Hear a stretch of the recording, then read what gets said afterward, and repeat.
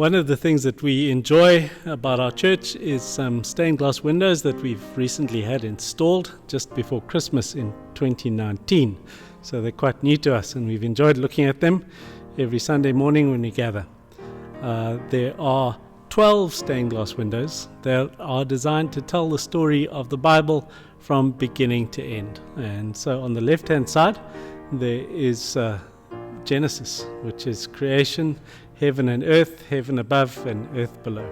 The second window is the story of human separation from God. And so there's the two white lines denoting separation, and the red in the middle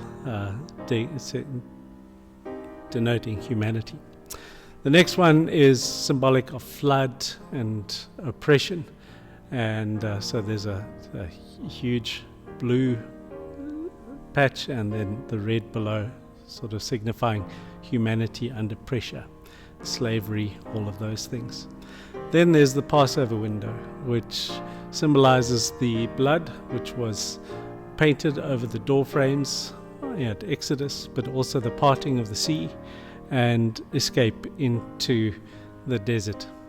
The next window is the window of the law, the 10 Commandments, reminding of the 10 Commandments that the Lord gave to the people to give them freedom for their lives. Those 10 different shapes or sizes don't emphasize any difference in any of the commandments. It's just to be beautiful. The next window symbolizes 40 years in the wilderness. So there's 4 sections above the desert at the bottom, and then a layer at the top signifying manna poured out on the people as they traverse the desert wilderness.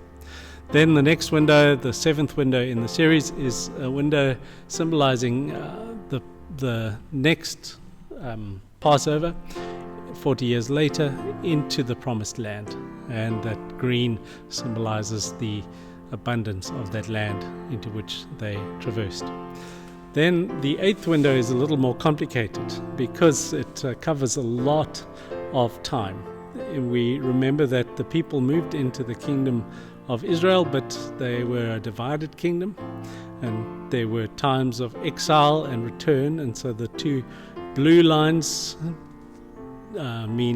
signify the exiles and returns, and the red and green symbolize the separation between the peoples, the northern and the southern kingdoms.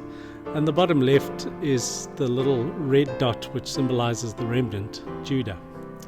The next window, the 9th in the series, is symbolic of incarnation, of the heavens open and God coming down to earth. Also symbolic of the Holy Spirit descending onto Jesus at his baptism, a reminder also of baptism in our church. The 10th window is quite obviously the cross, and then the 11th window is Pentecost. So there's 12 different shape-sized people at the bottom, and then the reds and the yellows symbolize fire on the heads of the people. And finally, the 12th window is the same almost as the first window, the Genesis window where heaven and earth were created, but this is the Revelation window. And what this reminds us is that after Pentecost, the disciples and the church turned the world upside down. And so it reminds us that heaven has come down to be on earth among people.